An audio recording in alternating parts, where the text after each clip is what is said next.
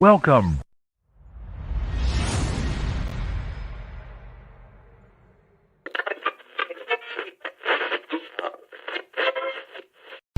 You're now tuned into STWF-TV, The Parlay Perspective. The Parlay Perspective.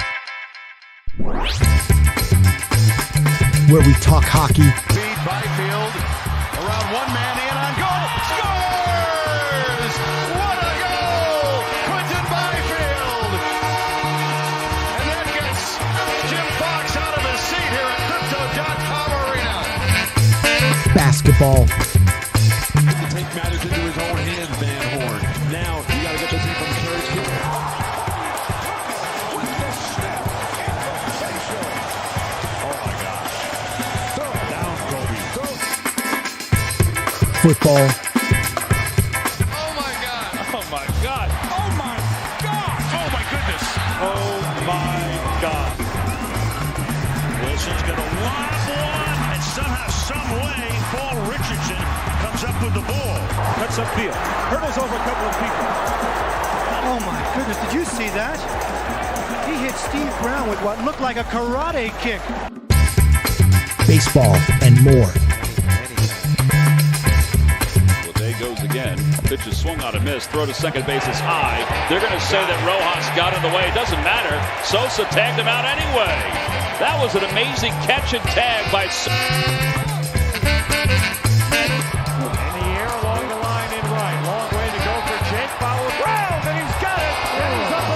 The Parlay Perspective. The Parlay Perspective. What's man? Middle of the week. Get y'all hump going out. You know what I'm saying? One day to the holiday. I mean, one day to the weekend, actually, man. Happy early 4th of July to everybody. Welcome to the Parlay Perspective, where we give you our perspective on just about as much as we can sports as we can. I got a point about before we get started. Wow. You see Will come in with the Ola Mill pose.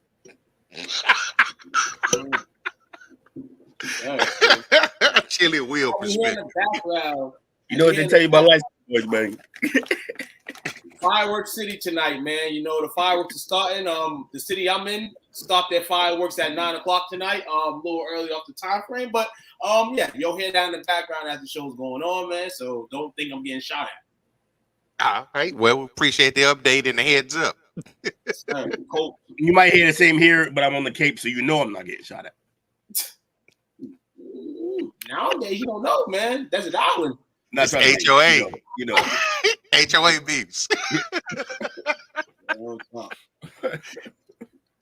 Real talk, man. Everybody like, share, subscribe, man. Y'all know where it is. STWF-TV, man. Get on YouTube, Facebook, all streaming platforms. Tap into the conversation we have tonight. It is Freestyle Wednesday. You know what that means, guys?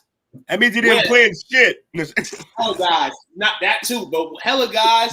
You know, with a great mind. We all got great minds. So we're going to pull this show out tonight. You guys, hey, this is the chance for you guys as viewers to maybe ask some questions, maybe some things that you don't hear talked about. Maybe we'll talk about it tonight. You know, no, man. Show love, man. You get love back. So that's how we're going to do it tonight. That's a great spin. Absolutely. Definitely great spin. Until somebody decides that they want to bring in some news, we'll start the freestyle session along. Last night on the chop up, we was getting into some heavy details about certain things. We try not to get too much into it, but this is why we have this show tonight, so we can get into it. NBA free agency. We know the city of Dallas. We know they hitting some great splashes so far in the free agent period. Not so for Will on his side, but they're the champions. They're just resigning players right now, trying to recoup, to win the championship. But the guys that you have returned and signed back are guys that were pivotal pieces to your championship somewhat. So shout out to that as well. Shout out to both of your teams being active in the free agent time, rather that's resigning players or trying to add players to their already great rosters. So cool to that. Yeah, we had Tatum signed for 4 years, 315. Contract in $720,000 per game. sir. Worth every penny. Yes, sir. Yes, sir. Definitely. How we feel about midget wrestling? That's definitely. Hey, look. He asked the question. Yeah, midget wrestling, man. I would enjoy it. I'm actually looking to go see it at the end of the summer. So, stay tuned. I just like when they throw him. Toss him there. They not like a good midget toss. Yes, sir. And Bobby, about Reese as an all-star. Not to her. Like, now, I'm not trying to, like, if anybody's sitting here saying Tucson was hating, then, I mean, that's on you guys. I was not hating. As anything, I motivated her ass to get in the gym. And that's what she's been doing, getting her ass in the gym. So shout out to only all-star. Only all-star. Only all-star in the WNBA. He's spinning, that's for sure. Everybody else. Patrick, how many points would you score for his hockey team? I'll score a whole bunch of points, man. The NHL needs me and Connor McDavid on the same team. If you can make that happen, make it happen, Captain. But yes, we're here. Free agency, man. Something that was big in my eyes today, fellas.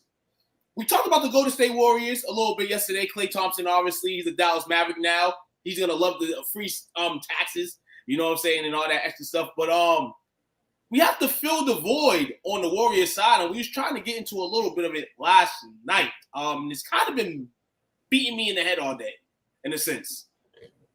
Because there's a guy right there that you can go get, and I feel like the Warriors have a lot of unproven guys on their roster who they've been trying to wait to grow, but they haven't. So which way the Warriors are going to go? You got a new owner as of a few years ago in Mike Dunleavy. You don't really have much capital, you know what I'm saying? You've been over the luxury tax forever. So how does Golden State get their team better? What do they do? You know what I'm saying? What are they not doing that they should do? My question.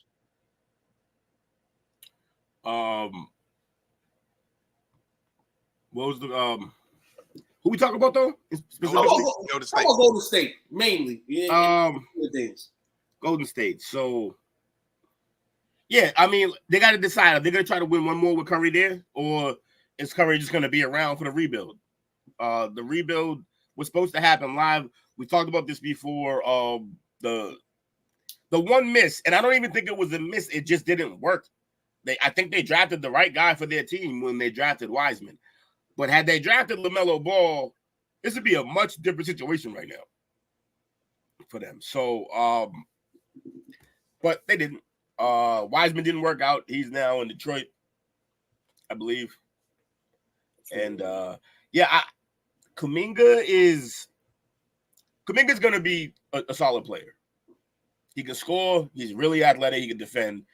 I think they should keep him if they can. You signed Mark Jackson to building number 2. So perfect, take credit for it. That is a funny one. Wow. My guy P Dollar. You know what I'm saying? Can't call him the other word no more. Yeah. You know what I'm saying? But I just say this. I'm gonna say it one more time. I think I said it last night as well. Zach LaVine's at your front door. Are you gonna answer the door, or are you gonna just say not answer? So here's the thing. Though. Is adding him better than the two players that you're going to move when you bring him in? Is he going to be better? It's probably going to be Wiggins and Moody, and it might have to be more than that because of the contract situation. So is he going to produce more than 2 or 3 players? So you probably got to get somebody else coming over from there. I just don't know that he's the answer. I honestly think the guy is a 20 to 25 scorer a night. I mean, the Warriors, everything that's happened in the last year is kind of like they shorted themselves. The offensive gifted team that they once was, I didn't see that last year. And I feel like if you want the glory of that for a little bit, because I don't think the championship is in their reach right now. Now, if they go make an extra splash next year, okay. But I feel like if you want, they're kind of like in the sense of what the Lakers are right now. They just got to be smarter than what the Lakers are right now. Yeah, and I don't know if LaVine is the smarter move. I think no. I think honestly, yeah, you might be right. I feel like why not test it out? Why not test it out? Because of what you just. The reason why you can't just test it out is because of what you just said. They can't miss. They have to hit. You can't miss, but you have to try. You can't miss, but you have to try. But you got to make your try worth it. And I think here's the thing. He's a 20 to 25 point scorer, on losing teams, never on a winning team. I don't know, understandable, but can the opportunity appraise itself? Can he have an opportunity where, and we spoke on this a little bit last night, where he's on a team like the Warriors and he's able to prove that? Yeah, so he's been with Minnesota and Chicago. Can he be the second or third guy? Because that's what he has to do. Well, that's the thing. We haven't seen him be able to do that yet. And he's played with other good players. He's been on teams where he's just been that guy, second, third, fourth. Honestly, like, yeah, if you want to take the Bulls team to say he's been the number one guy, it was just based on where the market was for him at the time. And he had to be the number one guy because he's getting paid the most money. I don't necessarily think that he has to be the first guy in order for him to be effective. I feel like he could play that second, third. But on a Warriors team, he would do that. He knows Curry's one of the best in the league.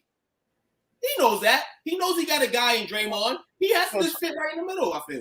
So when I say that, I'm not saying like he mentally – for some players, you're right. For some players, can they adjust mentally? You're right. But I think he'll be able to do that. I just don't know if his game is efficient enough to do that as like not the guy taking 20, 25 shots. Can he really – like, I mean, he can score. Look, there was times early in his career where I was like, his career arc is – like his ability is Kobe level, but he wasn't a killer like that. He's a bucket, but I don't know. We've been talking about him leaving Chicago and he's only been there for like 3 or 4 seasons. I don't know. Look, I like the LaVine move, but I think there's other moves that they may need to try. I don't know. Damn, the 2 defenders are gone too. They're in New York. They needed to get one of those guys, a guy who could score. They needed OG or Mikal Bridges. I mean, that's who they needed. That's what I'm saying. Like, if you could have got that, okay, because you see those guys are trying to raise their stake to average 20 points a game. This is a guy right now I'm just speaking on just the way the Warriors want to get in. It's like, defense second, but you want to predicate that off your offense. And if you got guys that have been unproven for the last 2.5 years still on your roster and you're open that they banked this year, I think you go get a guy like LaVine and at least be honest with yourself. And if LaVine don't work, which I think he will be, you go add another piece next year if you can. I just feel like the Warriors and that's the other part. That's the other part of this equation. If they go get LaVine, they can't add somebody next year because of his contract. That's why nobody wants him, because that contract is gross. Okay, so we're gonna pick. Okay, so we'll put this in box. So he's all right. So when the Warriors were a play-in team last year. Not a playoff team. It was a play-in team. Yeah, play-in. With Zach LaVine instead of Klay Thompson, are they a play-in team or are they a playoff team? It's not instead of Klay Thompson, though. It's instead of Wiggins, Klay Thompson, and Wiggins, Moody. Wiggins, Klay, all that, you add LaVine. They don't get better at all.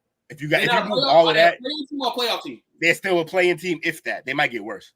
So what I'm saying is, defense. You may have to, because now they don't defend either with LaVine. What you better be doing, for me, I think they go get LaVine. Hey, if it doesn't work out, you just have your scouts be looking at one of these top Frenchmen or top Australians international guys in the draft. You know, we've seen about 3 of them chosen in the top 10 this year. If you're that bad, then you'll have a top lottery pick. You know what I'm saying? And then you can work stuff out. The Warriors. Do they even have their picks? I just feel like they're going to be smarter than the Lakers in this intake. They don't have to go crazy, but I think LaVine worked for them in a sense. They kind of keep them. Also, what should be talked about is that's a new GM that's there. That's Dunleavy. It says Dunleavy. I think it says Dunleavy's been there. Is it Dunleavy? Yeah, it's Dunleavy. Mike Dunleavy. Since he's been here, he traded Jordan Poole, traded away first-round picks, and he traded a bunch of shit and got Chris Paul, then released him. It's crazy. Look, I would have had faith before. I don't know if I had faith in him to make the smart move right now. This goes to what I did. This is the dumbest thing they did. He's Pelinka in there. The dumbest thing they did, the 2 dumbest things they did, and I told Will this. One I told Will, and Will kind of disagreed with me, and unfortunately the situation ended up bad for this individual.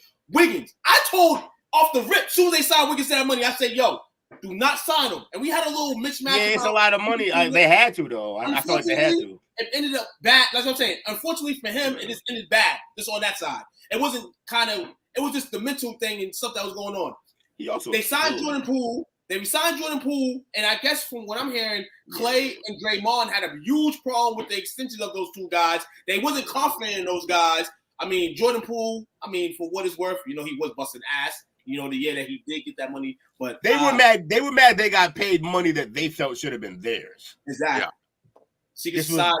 This is the Pippen and Kukoc situation all over again. Yep. So, and then the organization of the Warriors has been frantic for a long time. That Levine contract? Yeah. 3 more years left on it. Disgusting. Which means if you get him and it doesn't work, you have nowhere else to go. You've ended it. This whole dynasty's over. You have no draft picks. And then last year is a player option at $48.9 million. He's going to take that. So it's like 43 this year, 45.9 next year, and then 48.9. It's the immovable contract. Nobody wants this deal because you're stuck with him. And it's crazy. He's only 29. You're stuck with a guy who has had knee issues and his game's all about explosion. And he has 3 more years of gross amount of being paid. So I don't know if they're going to be able to move this guy. The only way I can see them moving this guy is going to be a team like Orlando's going to be close. They're going to be like play-in or better and think they need one more move at the All-Star break. Or if LeBron opts out next year and say he's done, they just take him instead. I honestly How much do you like Levine now? If he's coming to be a Laker. No, not even. I like Levine. I like the move for Golden State. I love Levine. I just don't think I like the move as well as I want for the Lakers, but I'm giving hope to Golden State that they can go get somebody and not have to rebuild right now. For the Lakers, if they go get him, cool. Because I said this to my guy earlier. They still have LeBron and AD that on any given night can go out there and give your best players on the best teams help. But the way we're orchestrated and constructed after them is kind of wishy-washy. And that's where I get through with my Lakers. If they add Levine, I'm not mad at that. You get another honest scorer, a guy that can put the ball on the rim. You're not looking for Reeves to chop up more shots than he needs to, or these other guys. These other guys can kind of play how they're supposed to play. They're overgassed right now because of the values and the contracts and all that stuff, how people want them to be better than what they are. It's kind of like, okay, for 4 months, you put up 15-plus points. Now they think you're the Messiah. You get a contract now. And then reality hits and you're not really that guy. So that's how I feel a lot of the players on the Lakers are. But Levine, for me, is a guy that's, even if he's been on a whack team, and it's not nobody's fault that he's been on Minnesota and Chicago. That's where he's been able to produce at. And I feel like he'll be able to produce somewhat with another team, and then a team that, may not contend for a title, but your season's more in the sense of you can be there. One playoff series over the course of your career is bad, man. Like, come on. Let's see this man in the playoffs. Hey, I want better for Levine, but Levine's got to want better for himself. He re-signed to Chicago. That was a choice. I honestly believe at some point, it just meant to, like, they had a team that was a few years ago was fine. They had a playoff level team when LaMelo was playing and also Caruso was playing. They became unraveled with the not knowing what's going on with Melo. And Caruso getting hurt basically took apart their defense. Yeah. I don't know how. He's a good defender. I wouldn't even call him like an elite defender, but he's a good defender. And somehow when he was gone, they couldn't defend anymore. So I don't know. It's a bad. I don't know how they moved that contract, man. With a bad contract, you got DeMar DeRozan who's trying to get out of there, and eventually, Vucevic, who signed last year on a re-up, forcibly out of there. So Chicago's got a lot of problems right now. We'll see in that, and let's see what Golden State does. Do Golden State wanna? Where did DeRozan go? DeRozan, where does he go? Yeah, where do you think he goes? He should go. He should go back to one of his homes. He should either go back to San Antonio or back to Toronto, because both of those teams are about him away from being a. I think SA will probably be the best fit for him. Oh, for sure. I was also saying that, like, if they wanted to kick the tires on Levine, that wouldn't be crazy.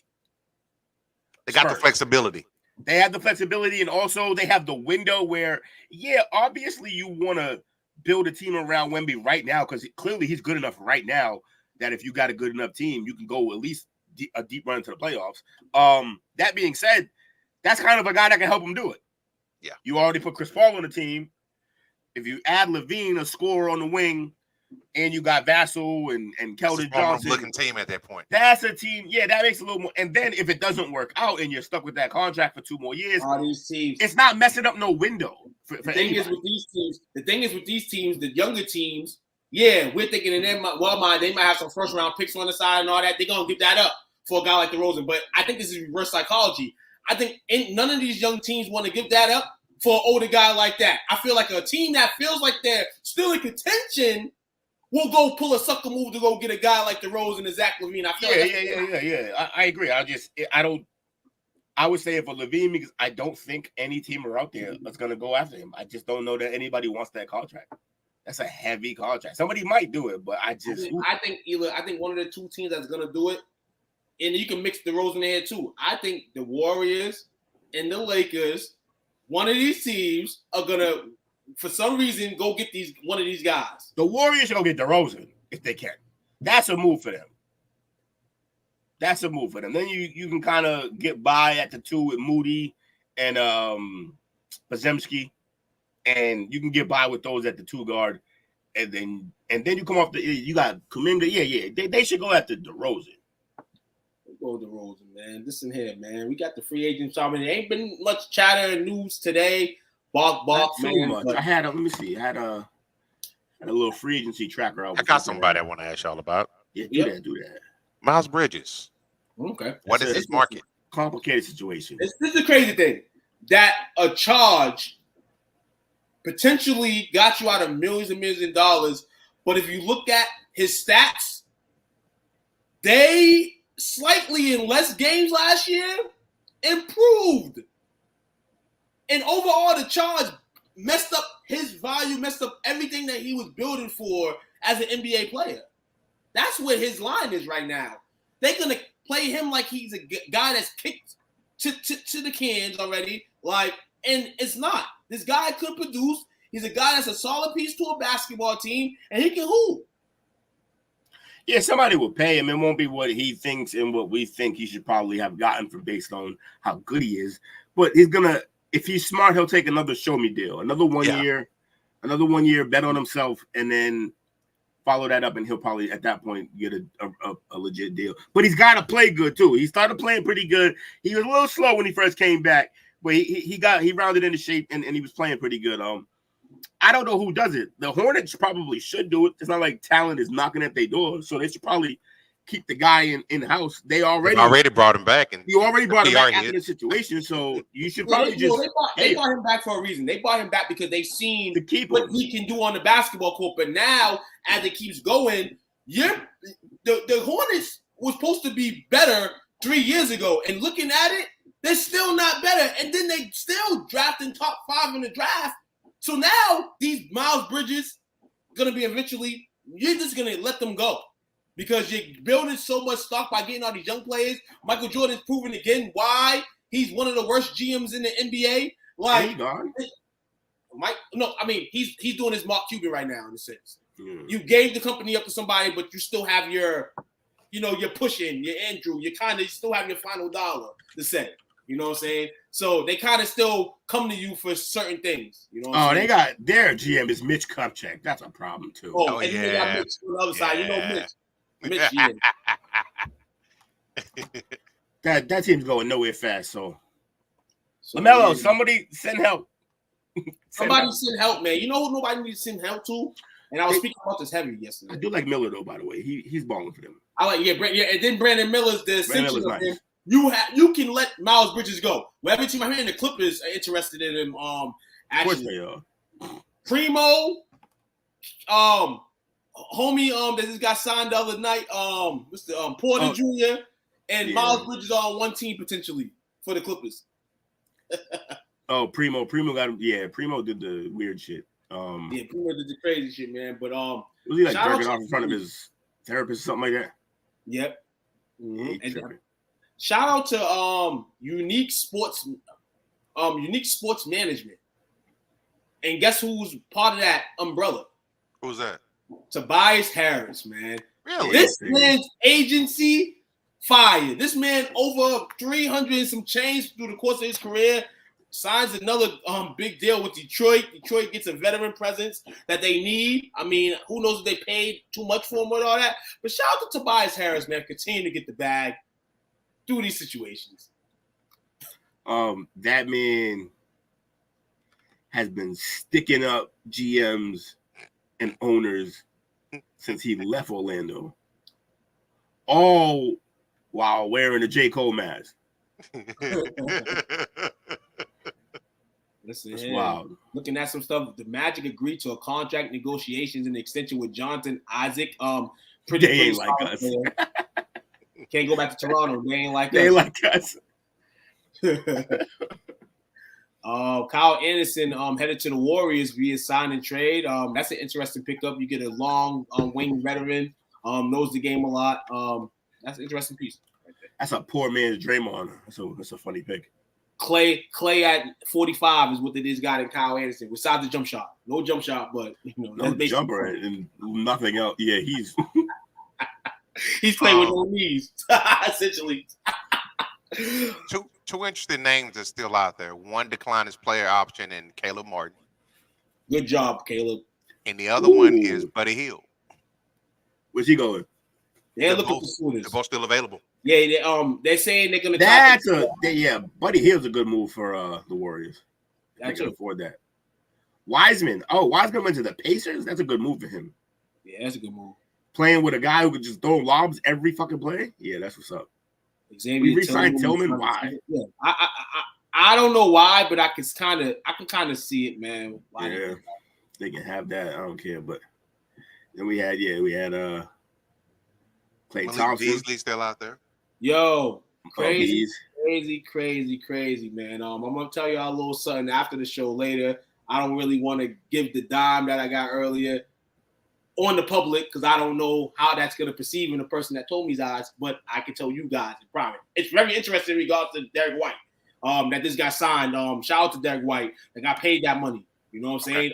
There was a lot of chatter in Boston within the last year and a half, and Derek White has proven all his right, if anything, being a Boston Celtics. Shout out to that man. Gary Harris back with the Magic. Oh, Melton went to the Warriors too? Yeah. Okay. That's a nice little pickup. 1 year, $12 million deal, I believe it was. Yeah. So what do y'all think about the fact that we had mentioned at the top of the show about Clay going to Dallas, where his dad came out and he wasn't too happy about that. He preferred him to have gone to LA. Yeah. Daddy played for the Lakers. Daddy wanted Clay to be a Laker before Clay was even in college. Like he wanted like with that loving basketball type thing. Like he wanted that Quincy McCall. He wanted McCall. He wanted Quincy McCall. He wanted his son. He always says it. He's been saying it forever. When my son is no longer a Golden State Warrior because he preached for years that his son will eventually not be. He wanted to be a Laker. It's just a bad spot that the Lakers are in right now, and that's why Clay decided to go to State. And shout out to him for doing that.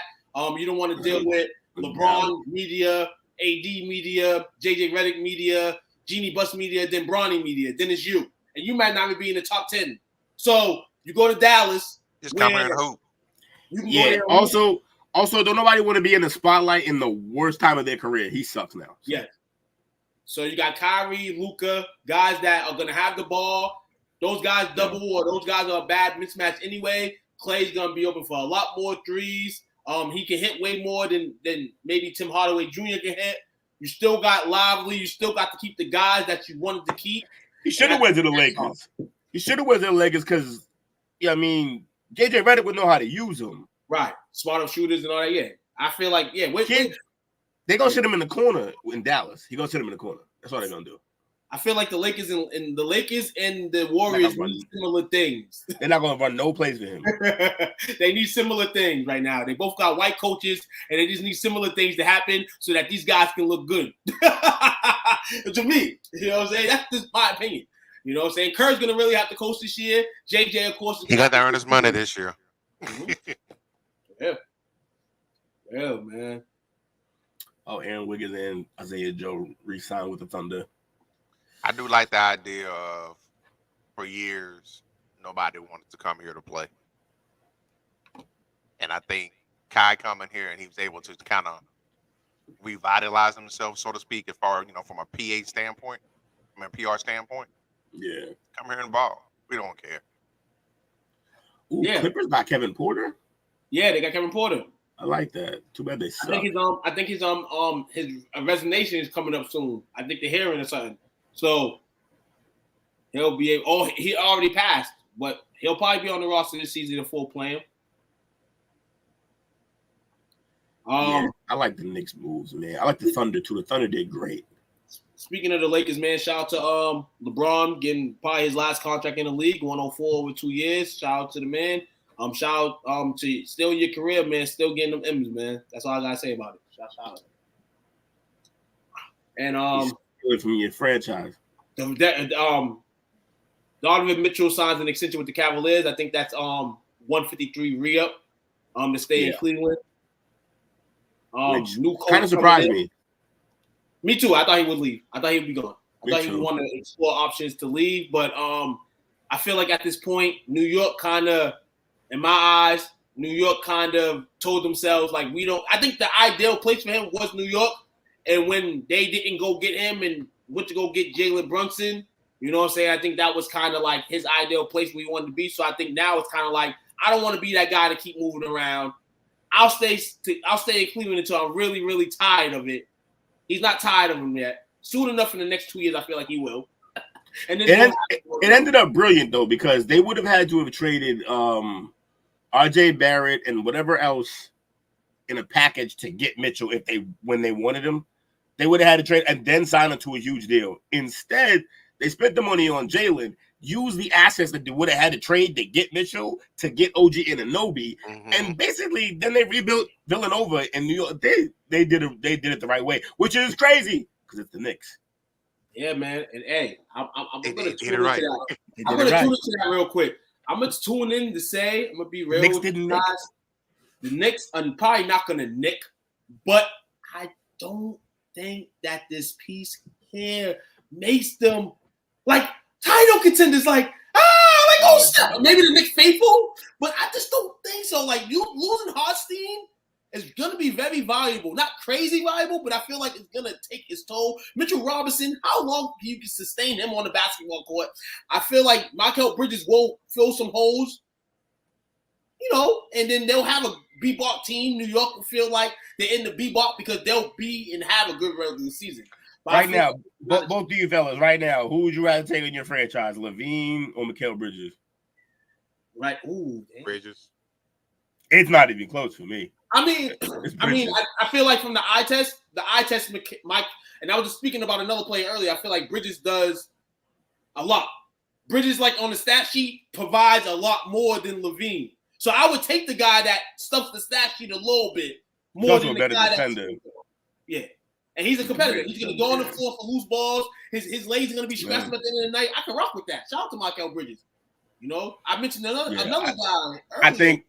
I think that Knicks team is dangerous now. If they stay healthy, OG, Mikal Bridges, Jalen in there, that's a little squad. I think like hard off the bench. Healthy.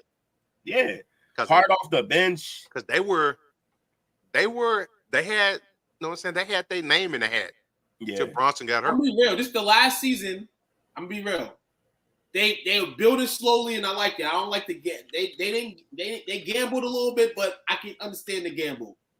But this is the last year I feel that they can have a team like this.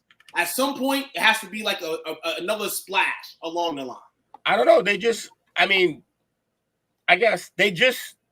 guys are here. They just built their core right now.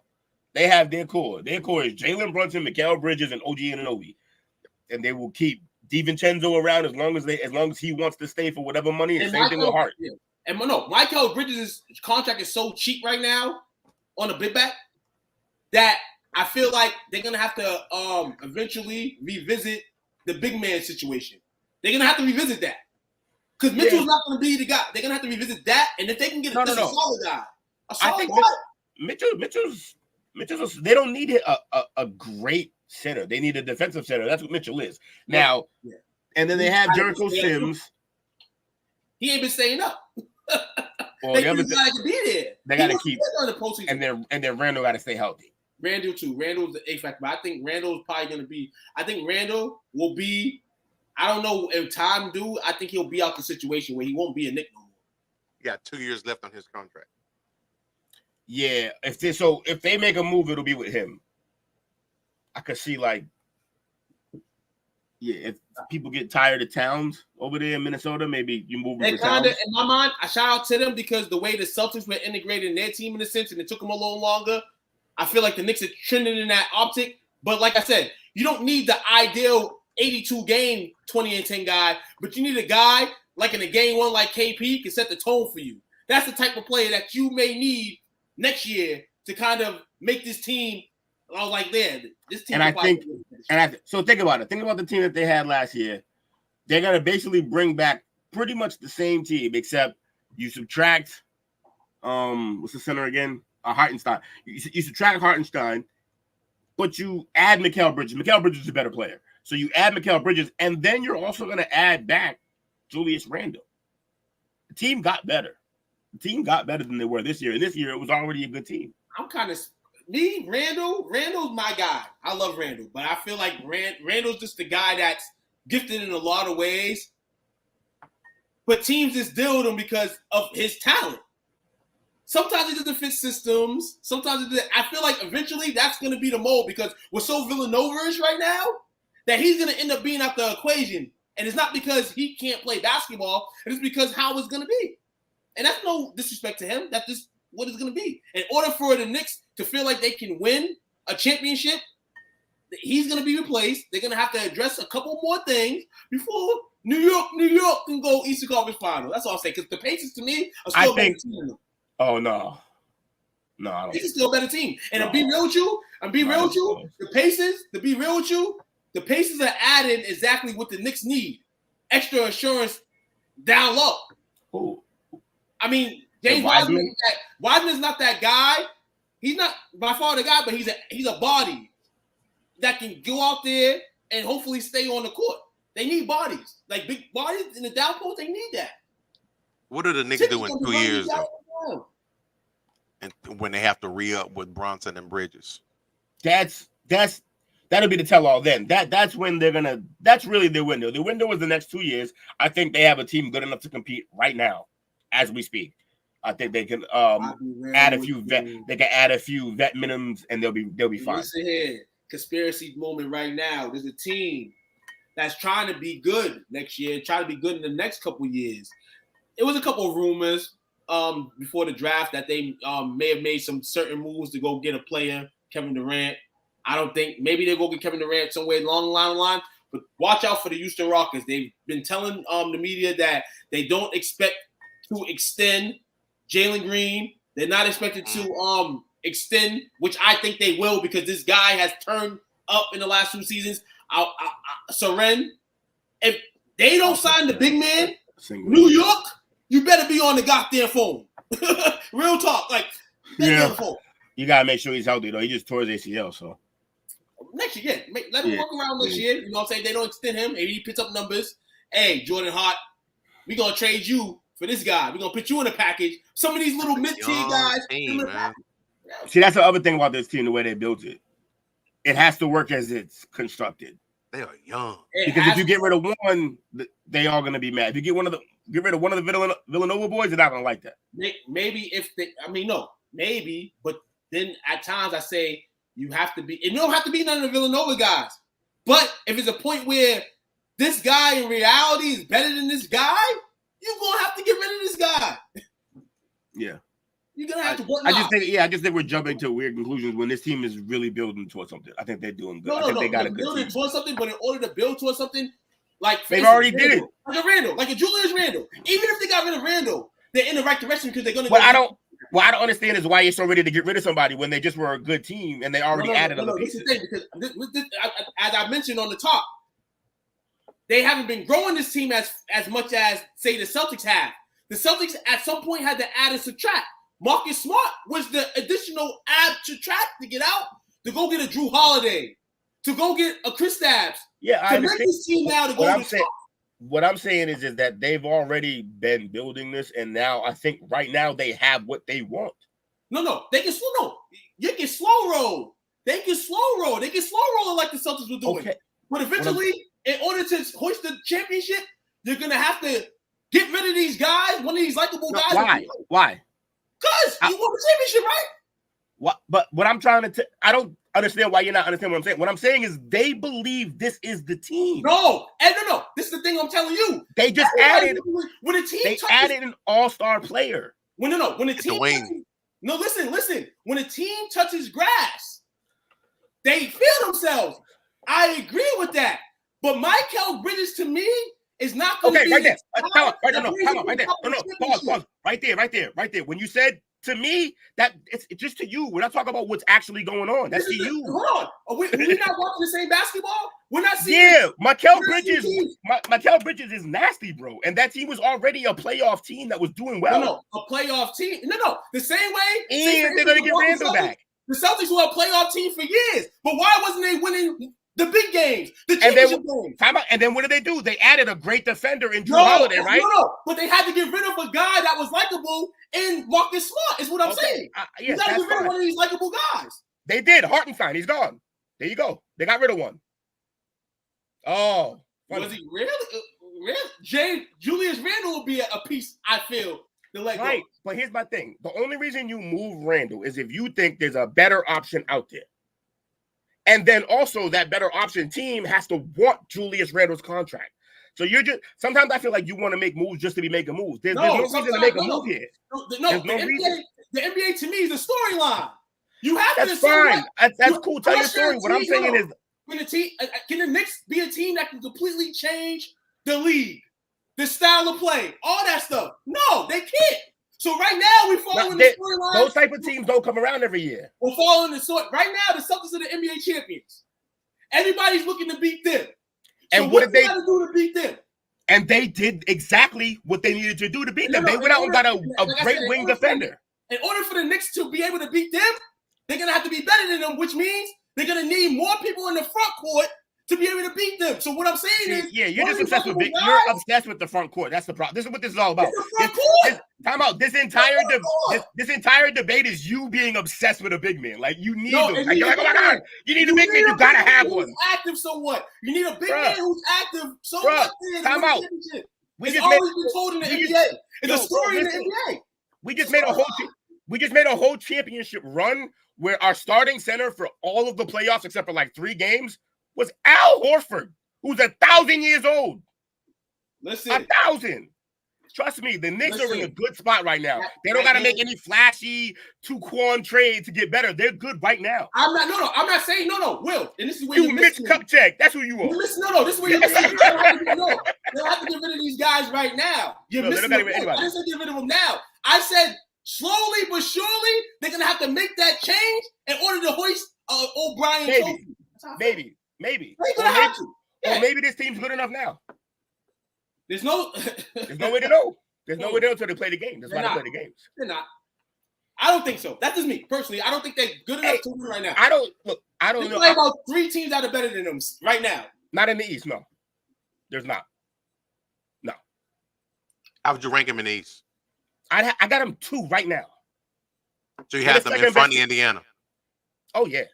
Okay. Indiana's really good, but they don't. They started playing defense once they got Pascal. So I got to see a full season of that. But like that team didn't, even with Pascal in the playoffs, they didn't defend at all. They don't defend a soul. They'll score 160 on you, but they don't defend shit. So, and I don't see that they went out and added like a bunch of defense. Like I don't know that they did that. Like Wiseman is a big, cool. That helps keep Miles Turner healthy, but like their big addition is the same way that the Knicks are going to get Randall back. They're going to get Benedict back.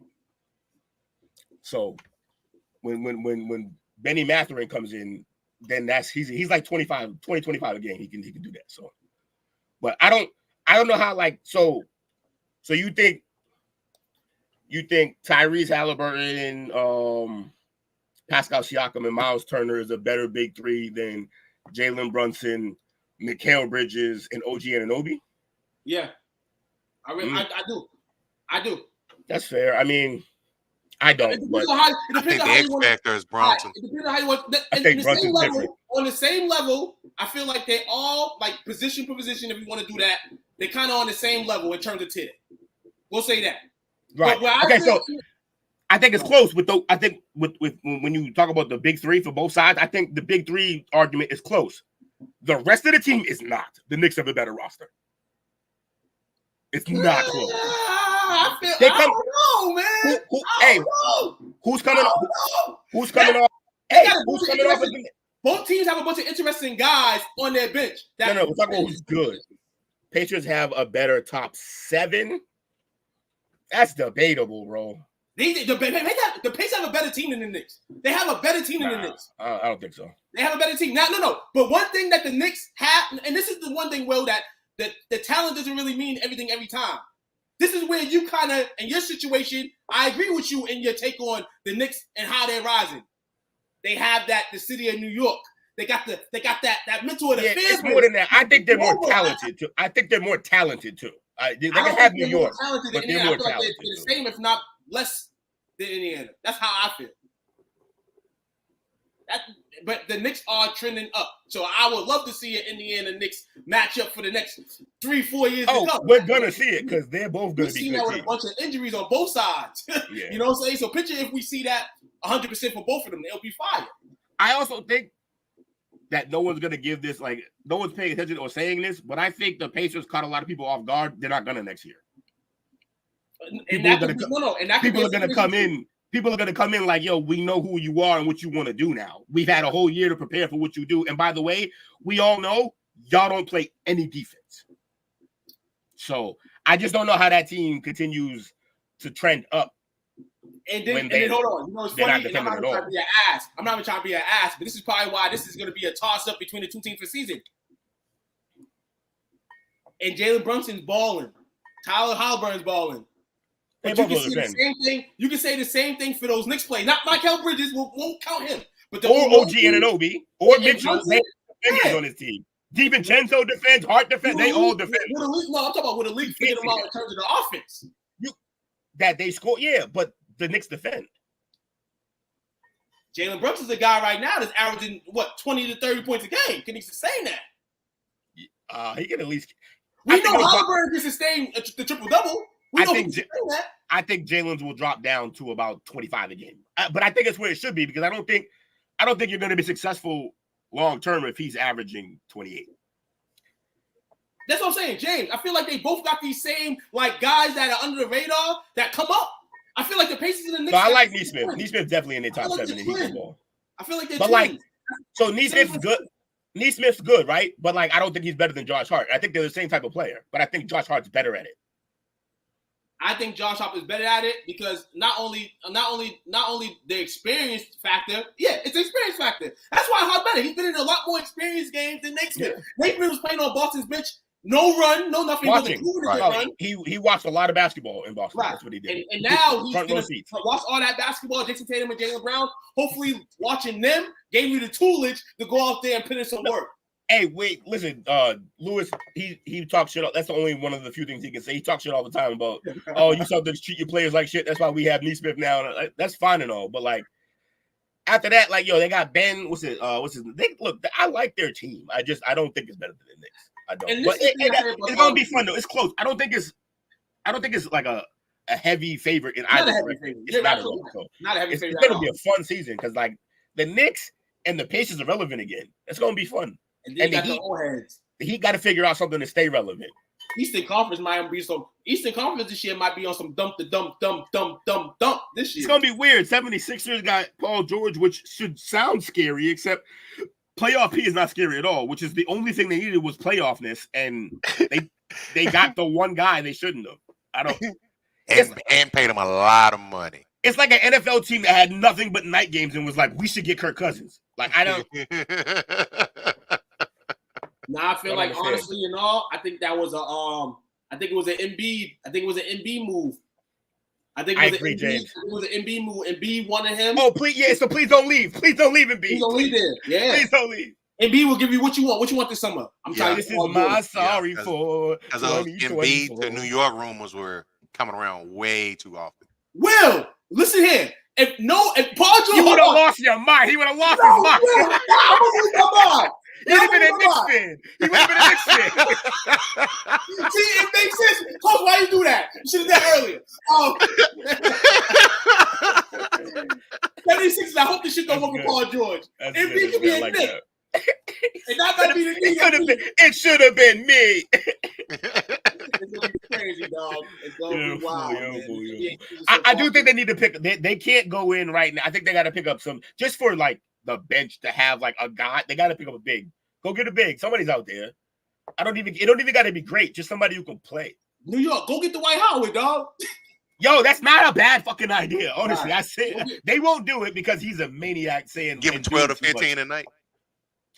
He'll give you 8 and 8. That's all you need him to do. That's what Hartenstein was basically doing. Right. Come in, give you 8 and 8 with a bunch of blocks and a bunch of no Diddy jokes. Real talk, man. They're not jokes. That's reality. Embiid will end up in the Warriors 2 years for same last ride old man run with Steph and Dre. That would be fun as shit. He wouldn't stay healthy though. You know he would go there, would be all hyped, and he'd fucking play 40 games. At best. And those 40 would be early in the season. When it don't matter. Yeah. I agree, James. Benedict, I don't think we gotta wait. I think we know what he's gonna be. He just has to continue on the path he's on. That kid is a bucket. And he's got the mentality, the scorer's mentality for it too. Like there's a few guys that I wish would have his mentality and they'd be even better players. The Cavs are linked to Cam Johnson or Dodo. I'm hearing Dodo, who? Dorian Finney-Smith. I never remember his I'm name. hearing Cam Johnson ramblings. Because he shouldn't be nicknamed, by the way. Just so you guys know that. I want you Dallas people to understand. You don't nickname just randoms. you gave an undrafted player a nickname year one. Like Cam Johnson's an interesting guy, man. You know what I'm saying? Maybe somebody can lowball the Nets to go get him. Can't like the Nets. Yeah, that complete rebuild. The Nets is where he is. They have to just re-sign him if they want. Yeah, I'm hoping the team takes him from the fucking Nets. That's the player that if you're on the cusp and you need some shooters, you should go get him. He'd be good for y'all, no bullshit. He'd be good for the Lakers, right? Yeah, we was linked to him. I think we was linked to him before he went to before he got traded. Yeah, when he was with the Suns, I think you guys wanted him. He's cheating 14-9 this year, 15-3 next year. Yeah, and he's gonna play some passable defense and knock down threes from the corner. So send D'Lo's ass back to Brooklyn. I know, right? Let him just play by himself. Hey yo, Cavs need to worry about developing Imani. I knew you were gonna say that. I knew he was still like, but I like Bates too. But that dude, James, real talk, James, real talk. Hey. Imani cook for that man though. He needs to eat. He's like 170 pounds. That man can play some basketball, dog. He can play some basketball. He can score. He wouldn't defend his own shadow, but he could score. Like, we listen here. We see certain players right now playing in the league or, you know what I'm saying, getting that opportunity. And obviously, Imani did some things that it's the reason why what happened? Like, I forget what happened that he ruined his shit because he was supposed to be up. So basically, he had to transfer schools. He got into some trouble. He got in trouble at Memphis, I think. So he's Cam Newton, but not as good. He's good, man. But he transferred. He transferred and balled. He's in Michigan. Yeah, in Eastern Michigan, he lightened it up. Yeah, and he balled in the summer league last summer too. He did. That one game he had like 30, right? He was chucking. Cleveland has so many of the same people, not the same people as him, but they have so many people in that 2-3 department. So it's kind of like, who do you take away to add him in? But there's somebody that you could take away to add him in. You just ain't doing it. Yeah, they gotta turn him into a basketball player, and he's gotta want to. That's the thing. Those type of guys, some of them don't get better. Like, remember Dion Waiters? Same type where he just knew he could get a bucket whenever he wanted. And so he didn't work on anything else. He just never got better at anything and then was out of the league. Because, like, the scoring, we eventually figured that shit out, bro. You're not. A guy that got in trouble. Got a little bit in trouble. Sean McCants. Another guy that got in trouble a little bit. But, I mean, this guy was a bucket as well. Gilbert praises this man on just about every show that they talk about Imani Bates on. Gilbert loves this guy, Imani Bates. And you know Gilbert, when he was on his craft in the NBA, this man was practicing. He was in the gym. He was creating, perfecting the craft. He was doing all that. So I feel like when you got a guy like that that's vouching for you, and I'm thinking Gilbert probably might bring him for a session or two sometimes. You know, sky's the limit for that man, dog. What's this? Miller versus Starks. New York Pacers. Reggie and John Starks. Listen here, man. Reggie killed him, dog. It's funny because the way people talk about John Starks, and you go back and look at his numbers, he look like a fucking bum when you look at his numbers. He don't look like anybody who should have ever been talked about. But he used to hoop. He's a dog. He was a dog. What it is. Yeah, but I feel like everybody talk about him like he was one of the great two guards, but I feel like he's just Josh Hart. No, you know what the crazy it is? Because you look at the two guards when Michael Jordan was playing. I mean, the headline. Yeah, what they say. They were lunch meat. It was lunch meat. Construction workers. Yeah, construction workers and but it did Bam on Jordan though. Walmart greeters. He did Bam on Jordan. He definitely more got than once. Yeah, more than once. Yeah, he did. He was about in his prime. Starks as a dog. Yeah, man. Listen here, man. What else we got?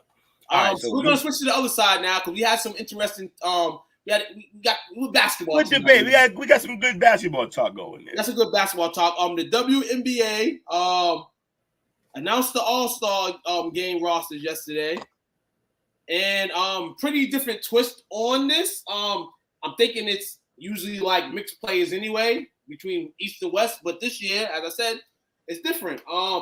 It will be the USA national team challenging some all-stars that the WNBA put together based on voting and such like that. So shout out to that. So if this you don't vote, this is the sorry we fucked up and didn't put Caitlin on the USA team bowl.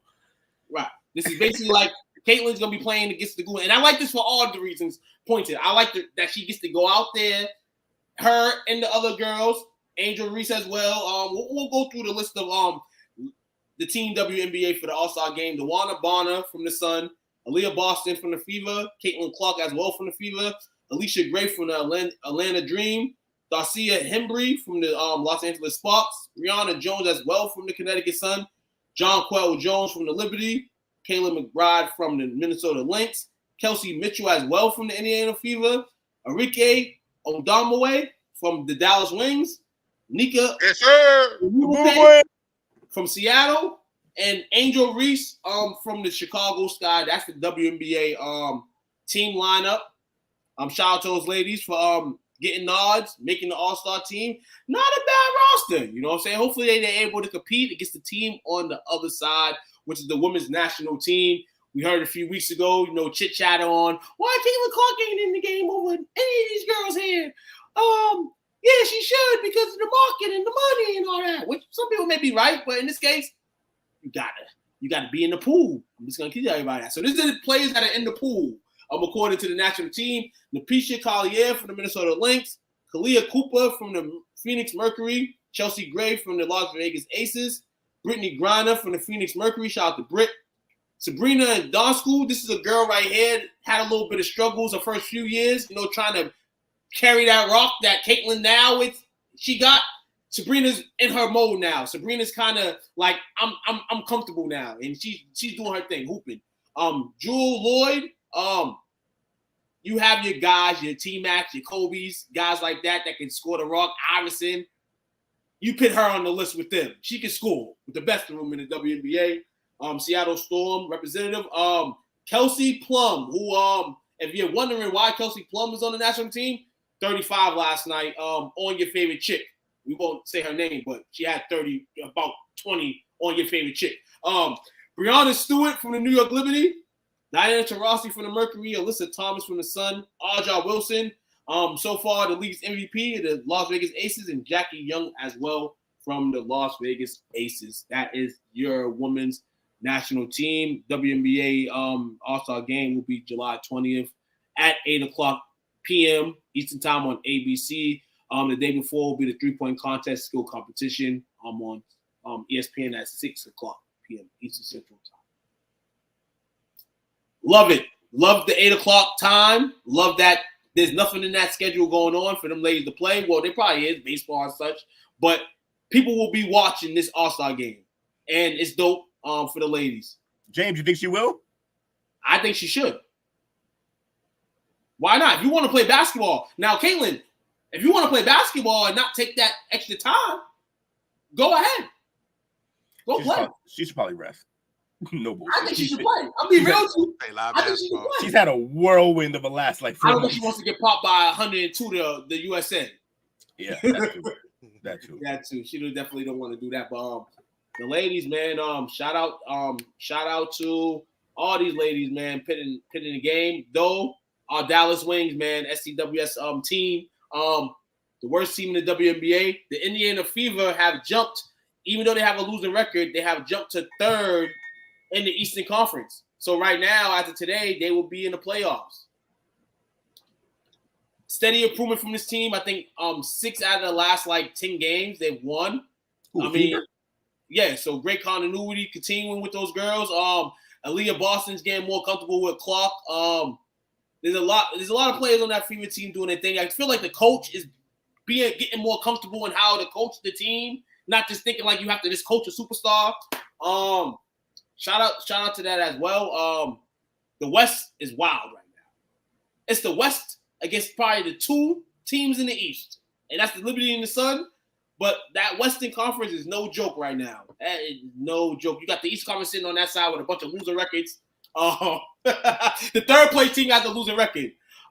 Yes, Big Belly Donuts calls it. Boston's gonna go back to back. Hey, they got the team to go back to back, man. Hey, that's the toughest thing to do is go back to back. The teams definitely want to go back to back. So, hey, get ready for it, man. It's a hard mission, hard task, but hey, if any team can do it in this modern era, it's one of the prestige teams in the NBA. I'll give you that. Man, 19, here we come. 19, here they come. They won 19, 20, 21, 22. They ain't going to come in like 8s now. Celtics fans, they think they're going to come with 8 straight titles. They're going to dominate the 2020s. Can't wait to see it. Definitely. Angel Reese, shout out to her. 11 straight double-doubles. I think that's the record. Mm-hmm. Yep. Shout out to that. What else WNBA? Shout out to the Lynx. I thought they would have a bad team. They are the best team, I think, in the league right now.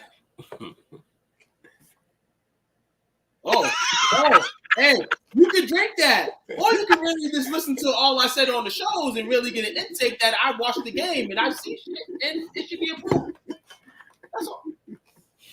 You should watch your own tape. I do. I watch my own tape. I said exactly what I said. And everything I said was right about her. I'm gonna go find her for you. She's being more aggressive with taking shots. She's improving at the free throw line. She's doing stuff like that. Yeah, doing all the things I said she would do. No, he wasn't saying she was doing that. You wasn't talking about no free throws or none of that. I was talking about she's going to be good in the league. You were saying she's not going to be as good. Hey, I never said she wasn't going to be good. Did I? Yeah. I didn't say she was going to be trash. Hey, yo, sometimes you could just be like, yeah, you got that. No, I got what? Like, it's okay, bro. I got what? No, it's okay, bro. I was saying y'all got I was saying y'all got that if I said she was complete trash. I never said she was trash. We gotta stop. Y'all gotta stop memorizing what I said and do on paper. I wish we gotta do that. Nobody can look up anything I said. Bro, the words what I said. I bring it back to you. It's all about patience. It's all about patience. If I really felt patient enough, or if I cared enough about this, I would easily prove it's there. But we're in this. I know you did. We're in this world. We're in this media world where I tell y'all to bring it. That's what I said. To bring it. We're in the media world now. This is not just commenting. This is we're in the real world. So if you what I said, then so when I prove it, what's going to be the new excuse? Then I can tell you exactly what you want to hear. Yeah. What you want to hear, Will? You want to hear? Sorry. I don't want to hear nothing. That's exactly it, though. You're right. I'll give it that. What I want to hear is nothing. I don't want to hear nothing. If I said it was completely off wax, I will. But nobody's proven that to me yet. So somebody can send me the tape. Nobody wants to. And boom. And nobody. No, we're in the media world. You got to start doing things that you don't want to do in order to Yeah, like admitting you're wrong. You got to. You're right. I love y'all, man. You got to. Hey, I say this to everybody in the world. If you're over here, this and that, hey, bring the tape out. Let me know what I said. Nobody can even repeat what I said. Y'all just make it seem like I said she was going to be completely trash. There's more to that story. I talk a lot. So it's just not me that's saying that. Oh, we know. I'm the word. Exactly. Exactly my point. So anybody that can find that, you can find it. Find it. I got you. Because nobody's able to yet. Everybody just kept saying the same thing. No, it's like everybody's just beating off each other's drum. No one's because we all know what happened. It's just funny. Like, let him slander. Like, find it. I'm telling people, find it. Don't worry about it. We got you. All right, thank you. What we got next? Y'all find it, let me know. You put a mixtape out of all this stuff. Like when people are wrong, you'll be tagged. Don't think you won't. Hey, coming from somebody that ain't gonna find the information, I mean, how is that gonna be possible? Unless Dale does it. Dale might do it. Dale's more confident in the conversation. Dale was the one that was really pretty mad at it. So Dale, come up with the things. That's how I know you don't remember, because it was a whole big debate with me and you. Dale was no. But what I'm saying, Dale. Well, I know I'm not retarded. Dale. Dale is the one that was talking. He's the one that brought it up months later. That's what I'm saying. So if Dale wants to make a tape, Dale was in the production and all that, then Dale make a tape. I think you heard me wrong. You got to hear me too sometimes. You talk about me not hearing you. No, you're forgetting that I also brought it up. That's the part you're forgetting. I brought it back up later. Yeah, Dale's been the one talking about it recently. This is why the whole apology thing happened and all that. It wasn't you. It was Dale. No, I brought it up first, and then Dale brought. All right, go ahead. It was Dale. Bro, it was Dale. Do we need when Dale she to come here and say it? I already said it when she started balling. I'm like, No. And then Dale was the one said. Dale said because Dale said it was you that said it. What did he? Before that, I had already brought it back up, bro. So I'm trying to tell you. No, you did not bring it back up. Okay. I didn't bring up a point that I was right about. Fascinating. No. We didn't bring up the doesn't sound like me, but maybe that happened. No. We didn't bring up the point until Dale reiterated the point. And now everybody wants to be on the bandwagon and be on the point well. That's what I'm saying. Okay. But people don't pay attention to these shows. People just want to be on the show. You clearly don't pay attention to these shows. I did this. I'm in the media. I'm going to remember what I said. I'm in the media. What am I, fucking chopped liver over here? Not in the media, nigga. I'm here too, bro. We got to remember what we're saying. Maybe you should. For the crowd, not only do So 4 or 5 people are saying that you said this. You're the only one who doesn't remember it that way. But we need to figure it out. No. Y'all need to figure out. No. Y'all saying I said it, but y'all not going back to the tape. I say go back to the tape, but nobody's going back to the tape. I got we have lives. Now I'm annoyed enough to do it. We have lives. Don't worry about it. We have lives. Now I'm annoyed enough to do it, so I got you, bro. Yeah, that's what I like to hear. That's what I like to hear. Kind of like that Halliburton Kyrie situation this season. Bring it on. You know what I'm saying? How'd that go? A lot of wrongs. You know what I'm saying? Hey, but we're wrong to be right. I was wrong about Halliburton being better? All I asked is bring the tape. That's all I asked. I was wrong about Halliburton being a better player. Did he not have a better season individually? No. Yes, he did. You was wrong. I wasn't. Kyrie started to light up. And then Halliburton started. I never said that Kyrie wasn't good. You agree with me that he was decreasing, right? I never said that Kyrie wasn't good. Hey. See, you making up arguments now. There you go. Hold on. I'm gonna sip my tea. Hey, actually, I'm gonna say what you got to find the tape. Oh yeah, go find the tape. Find the tape. Find that. That's easy. The tape. That's easy. Never we had said that whole debate about Halliburton and Kyrie. You was shitting on Kyrie's ass. I never once said Kyrie wasn't good. Said it No. You said Halliburton was better than him. And he is. He is a better player. The argument was Halliburton better than Kyrie. He's not better than Kyrie. He's a better player. That was the argument. You said Kyrie is Robin. He's Batman. One's Batman, one's Robin. One's Batman, one's Robin. Yeah. One's Batman, one's Robin. One place for the Indiana Pacers, one place for the Dallas Mavericks. One's Batman and one's Robin. One place for the Dallas Mavericks, one place for the fucking Indiana fucking Pacers. Let me ask you this. What's the best a Kyrie-led team has ever finished? Where he's the best player. Now we're getting into this. So hold on. Kyrie has a championship. Kyrie's probably going to be Kyrie's just carried the team. He's a Hall of Famer. He's a Hall of Famer. That's fine. What's that got to do with the conversation? What's that got to do with the conversation? He's a Hall of Famer. What you mean what hasn't he done? Hey, okay. Also, yourself. Who's better right now? Who's better? Who's better, Chris Paul or Kyrie? Chris Paul's a Hall of Famer. Doesn't matter. We can talk about it. Me, Oh, we can talk about it? I'm taking No, Kyrie. because Kyrie's better right now. I'm taking Kai. Yeah, because he's better right now. But he's a Hall of Famer. He's a Hall of Famer. Doesn't matter. You're talking about a guy. You're talking about a guy who's trying to sniff to be an All-Star consecutive years to a guy that's a Hall of Famer already, even if he retires today. I'm talking about a guy who is better at this moment. Is what I'm talking about. And Kyrie proved after your comment that argument still lives. No. That he's better than Halliburton because he's good. He's a great player. I never said he wasn't a player. He hooped. When did I say he wouldn't? After you talk that shit, Kyrie, when did I say he wouldn't? Average 26 points.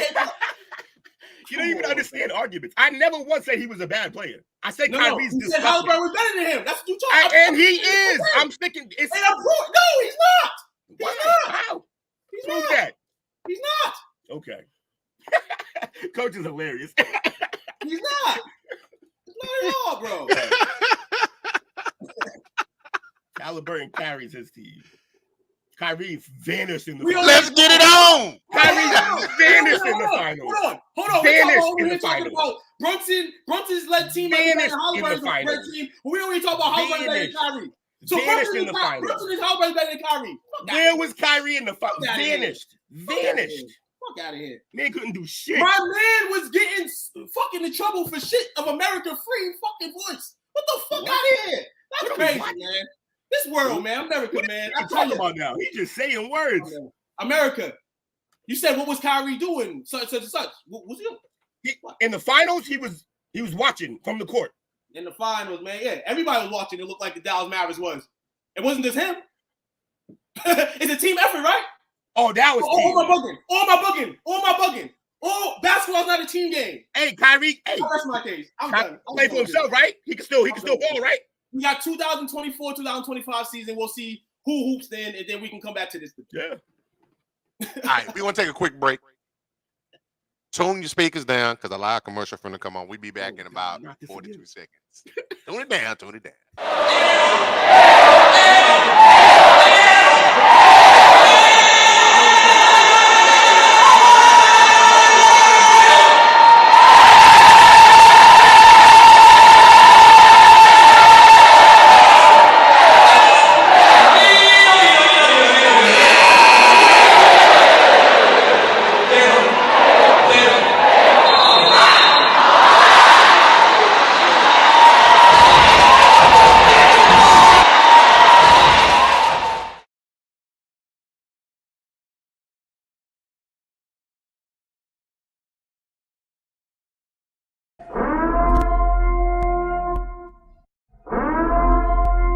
This is an emergency message. Stop what you're doing and hit the like button. Also comment and subscribe. Thank you. We now return you to your program. STWF, baby, parlay perspective. Wednesday night, we here at it, man. You know, basically a basketball show if you ask us tonight. Sorry for all the sports that wasn't covered tonight. But hey, we've been doing great justice with all the sports. Shout out to us, first off, for doing what we do, man. You know what I'm saying? That's bringing more sports topics, more extra things that you don't hear usually during the day on the screen and platform. And shout out to everybody that tunes in on a daily basis, or if you just come in sometimes, man, to watch rather it's love, madness, you know what I'm saying? Our words, man, it's all love here, everybody. And we would hope that someday one of you guys will be eager enough to come on the stage, scream, you know what I'm saying, chat with us, you know what I'm saying, debate with us, you know what I'm saying, and that. So, yeah, man, what we do? Fellas, man, we got any other little topics? Let me ask y'all this. Yeah. We're about what? Is about 3 weeks away from the Olympics. Mm-hmm. How excited are y'all to watch these Olympics? Oh man, me personally, go ahead, Will. July 26th. I'm not excited enough. Yeah. I think the Olympics is like, I agree with Will. It's like the Olympics is not kind of like that shit that you really get hyped for until it starts. And then you start seeing like the USA is winning gold medals and stuff like that. 100%. You know what I'm saying? Like, it's always like that, even with the men's team. Because, I mean, I'm going to be real with you. I watched the men's basketball team, and, you know, everybody's heavy on that. And depending on how they finish, that's how I feel about the Olympics. Pretty much. That's me telling. But, no, I'm gonna try to tune into as much different events as I can this summer, and I hope that everybody that's in it turns out, make a name for themselves, go viral, all the things you need to do to continue to push in the profession that you are in. And the new additions of 3-on-3 basketball, I think football is involved. Yeah, it's a bunch of new stuff. Break dancing too, yeah. Oh my God. I want to see who the you know who gonna win that. Japan gonna kill it. Japan gonna win that. Break dancing though. That's you just started tap dancing over there. My back out here, bro. No, the Olympic. Hold on, listen here. Oh no. Speaking of that, the Olympics don't need no football games, especially with the USA in it. The USA have lost to like 3 countries, getting slapped up. Listen here. Look, man. Getting beat up. Listen here. We seen the USA men's soccer team lose the other night. They had a gimme basically to get to, the next round, advance out of Group C, and they lose the other night. Like this type of stuff can't happen. This is why we just relay on the track teams, the gymnastic teams, and the basketball teams, because those are the teams that get it done in the USA. Everybody else just swimming too. Shout out to the swimmers. But yeah. It's gonna be interesting to see how this Olympics plays out. So many great people, so much great talent, you know what I'm saying, representing every country. Now, in defense to that football team, I did take a glance at the roster of who? Of Team USA. Okay. And I knew when I saw they had a player on there from Goliad, Texas. It's like, nah. That is a town that may have 2 stoplights. Damn. Yeah, I also heard that they Shout out to Goliad, man. Your boy been clinked up now. They have like a Division III player from like a badass college. Like college is terrible, like playing in the team. But that's the thing though. American football players, the real ill players, especially now with this NIL money, got NIL deals. They're not playing in that shit. Nah. So when I really looked at it like you did, Coach, I'm like, okay, these other teams are well-established teams. They probably practice every day. They probably play with each other every day, waiting for the moment to beat a team like USA and say, hey, we beat the USA F team. You know what I'm saying? Because they're never going to get a chance to play the USA A team or B team. They don't want this. You know what? It might be one of the situations, though. They take enough L's like Team USA started to do on the basketball side. But you know what? It's going to simmer this down. It's going to squash this to show our dominance. But I'm excited for track and field, man. That's what I'm amped for. I love the sprinting. Yeah. Oh yeah. The sprint's fire, man. Yeah, definitely catch it. Hopefully, what time does it usually come on? It was like morning time. That's the other thing. The timing was always absurd. Yeah. It's like you got to stay up for that shit. Like, okay, USA plays at 2 a.m. And I ain't complaining. It shouldn't be surrounded around America. So obviously, it's give me Spain USA vibes, and I'll watch it. I'll say it. Yeah, fair to say. When does the Olympics start? July 26th. Ooh, okay. So it's my cousin's birthday. We close, man. I look forward to seeing who, even though I like seeing who can try to compete in basketball. It's always fun. Oh, I think this is going to be a real interesting men's Olympic basketball. French team is kind of got some bodies. Kind of loaded. They young as hell though. They young as hell. Yeah. It's Wemby, Reese's the first pick of this year's draft, the first pick of last year's draft. Koulibaly. That's the guy from Baylor. Koulibaly, I think. I don't know if he's from Baylor. Who's from Baylor? Yeah, I forget what they got from Baylor. Koulibaly. Do you still got Rudy's ass over there? The senior. Oh yeah, Rudy Gobert. Yep. I heard Tony Parker's gonna put on the jersey for them. Yeah, old ass man.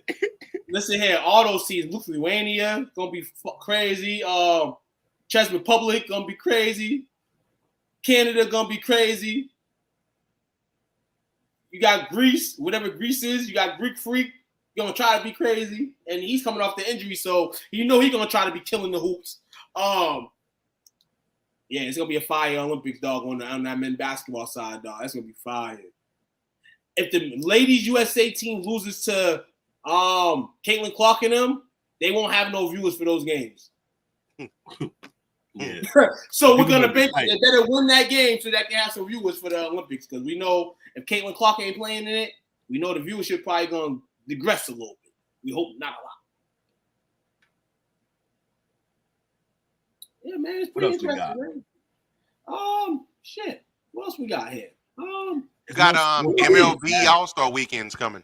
MLB All Star Weekend's coming. The All Star July the 12th is when it starts. Do we know the contestants yet? Yes, we do. I'll give it to you right now. I got you. I had posted them a few hours ago before the show started, but we're gonna go through here. The All Star starters for 2024 goes like this here. Okay, so we have here from the American League catcher Adley Rushman from the Baltimore Orioles, first selection, as well as first baseman Vladimir Guerrero Jr., third All-Star selection from the Toronto Blue Jays, second baseman OG Jose Altuve, second starter selection of his career. We have him playing shortstop, Gunnar Henderson, first selection. Is this a woo? Because I know he was struggling a little bit, and maybe this is just a voting process that got him these votes. But has anybody been paying attention on the timeline? Is he that good this season? I know he's good as a prospect, but has he been producing for his here? 288 with 26 home runs, 13 stolen bases. I guess that's enough to get you some great votes, but is he and truly the Gunnar Henderson from Baltimore? Yeah. I mean, he belongs. Yeah, 26 runs. He good. Jose Ramirez, Guardians, third baseman, third starter selection. Designated hitter is Jordan Alvarez. Jordan. Yes, sir. You got your outfielders: Aaron Judge, Juan Soto, Stephen Kong. Shout out to Kong. Shout out to the Guardians, man. Best team in the MLB. His first starter selection. Soto, first starter selection. Aaron Judge, sixth starter selection. The National League now. William Contreras is the catcher from the Brewers. First time as a starter. Bryce Harper from the Phillies. Shout out to the Phillies. I got to watch that monster-ass team at Fenway like a month ago. They are fucking loaded. Seventh starter election. Like, literally, like, they are loaded. I'm not saying here like professional team. Like, we talk about the Dodgers, the Yankees. The Phillies are loaded. Ketel Marte from the Diamondbacks, second starter election. We got shortstop Trey Turner of the Phillies, second time being elected as a starter. Alec Baum from the Phillies, first starter election. Designated hitter. Y'all want to guess who the designated hitter is? No. Shohei. The man that's stealing everybody's money in Vegas, Shohei Ohtani. And his man's is stealing y'all money too, man. Just kidding. Outfielder got really. That surprised me. This does, but leading the league, 329 batting average. He's steroid out, maybe still. Christian Yelich of the Brewers. Oh yeah. Second starter election. I mean, listen here, man. Bring back. Who the fuck is still around from the steroid era? Yeah, crazy. It's fucking wild. Jefferson Profar from the Padres. That surprised me. I didn't know he was still in the league, to be honest. First, and to have an all-star year, right? 19. Yeah. I mean, juicing. He's This is first all-star, you say? Yeah, he has a 311, 472 batting line. He was a career 239, 322, 383 hitter with no all-star selections to his name. Like you said, debuted at age 19 in 2012. 12 years later, he's making his first all-star game. Yep. What an achievement, man. We all in this world, man, try to get to a level in our professions where, you know, we can be happy about it. A lot of people don't get to certain levels that they would want to. But for this man to continue to push, continue to get some type of opportunity, and then be able to nod it with an all-star bid, even if that's the last thing he does with his baseball career, he's on top of the world right now. He spent 10 years in a Rangers organization. It's crazy.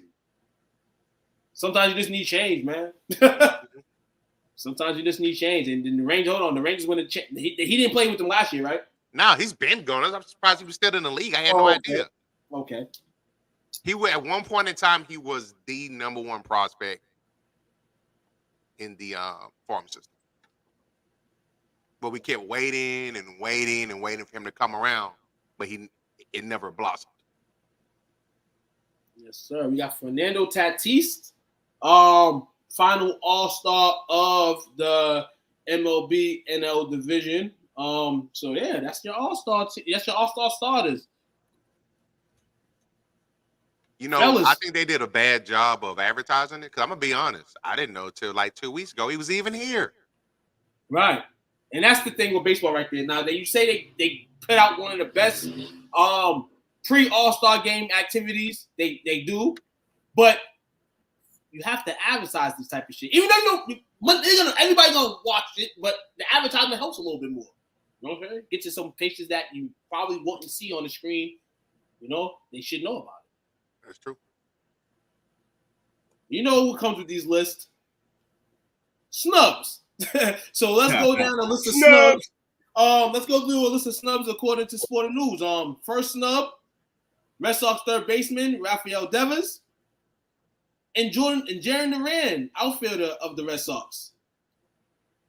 Mookie Betts of the Red Sox, like Dodgers, but this is all reigns in old Red Sox or current Red Sox. That should have got nods. Brian Reynolds, outfielder from the Pirates. They say he's a snub. Will Smith, catcher from the Dodgers. And that's it. Few snubs. 2 Red Sox snubs. Shout out to those Red Sox out there playing. Those Devers and Duran, they doing their thing. Yeah, man. Snubs, man. Who's gonna win the All-Star game?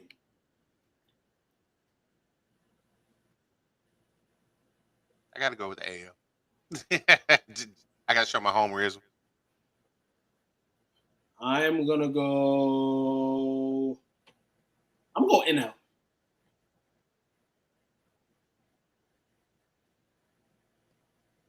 Trying to get trying to see if they got the home run derby lineup. Yeah, I know Gunnar Henderson is one. They flying this all over the internet with. Okay, I got it. I think. Let's see. Got it. Home run derby players. Come on, you gave me. Appreciate you, Chris. What up, Chris? This is wild. Why they not do? What the? Okay. Outfielder Anthony Santana will probably join the field. Yeah, right now it's just a bunch of nothing right now. They're not even giving updates of who. And you said this on the 26th, correct? Mm-hmm. No, yeah, they don't even have a list. The list is not in yet. They don't have no list of all-stars that particularly play. Just a bunch of people that may say they play, people that people want to see, and all that stuff. As you said, they're delayed. They can't delay in this type of shit. You have to kind of amp this shit up. They are, like 10 days away. The festivities start on a week from Friday, on the 12th. Well, basically, they have a few little new guidelines and or rules as well for the home run derby. In terms of the competition flow, first round will be 8 hitters. Top 4 advances. Tie is broken by the longest home run in the first round. Semifinals, bracket style, 3 versus 2, 4 versus 1, based on first round home run totals. Final, top 2 face off.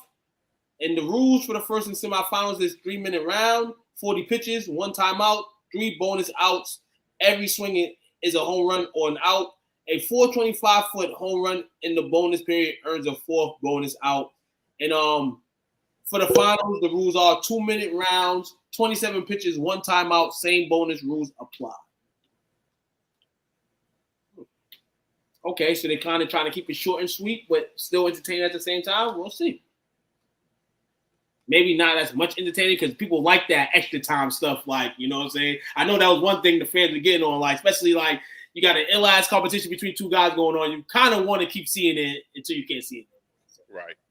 I agree with that. I don't like that aspect being gone, but baseball has been trying as a whole to get the games over with quickly, you know, try to get everybody home at a decent time, you know, in order to get up for school or work and all that stuff. So shout out to the MLB in that regard. But damn, your best known thing, the All-Star Home Run Derby, to shorten it a little bit, yeah, might hurt some people, but at the same time, as long as you're still getting the Derby, I guess anybody.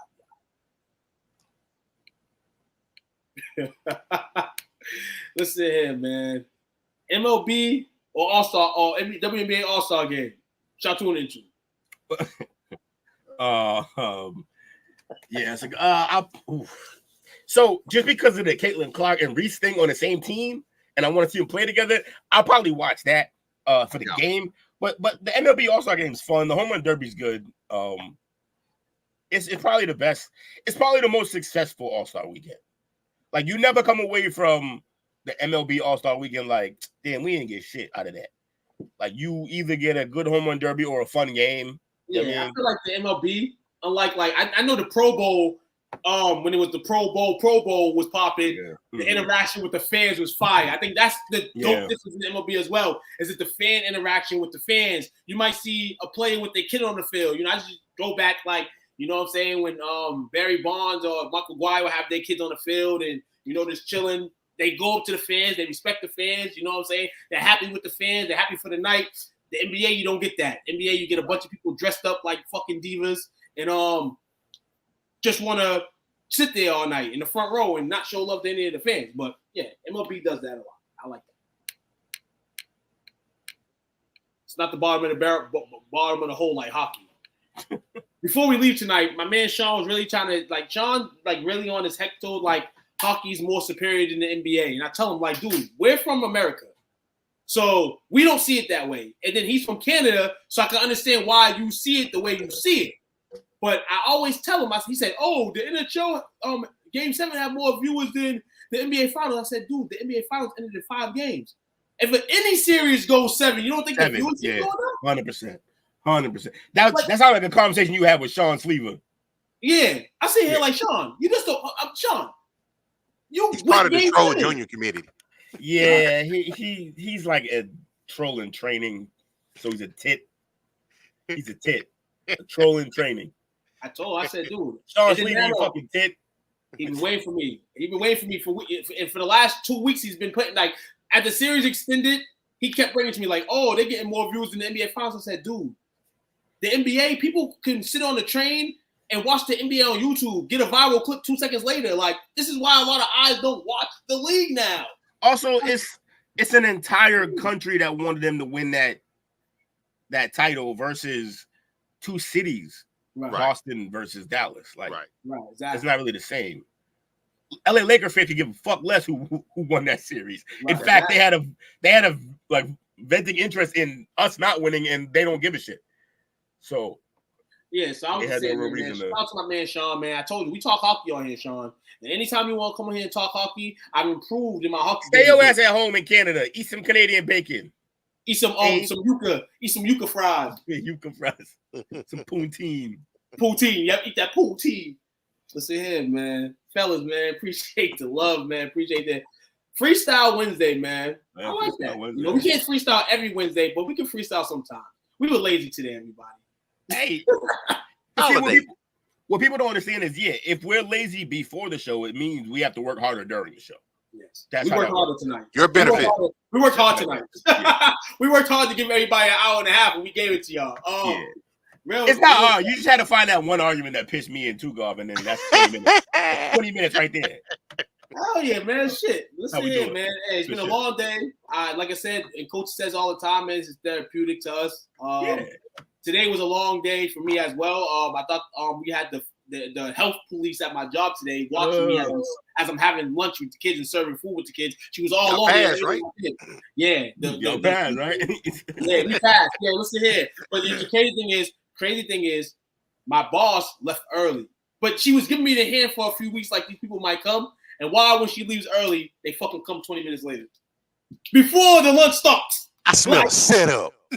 I said, no, I no bullshit. I felt that I'm telling my coworkers like, yo, you didn't really do that shit. Like, I'm really real shit. I think so. I think she tried to put us on the spot. Well, guess what? I got you, girl. I got you, boss. We good out here, you know what I'm saying? Because Tuquan has learned the proper tools and the proper things, from you.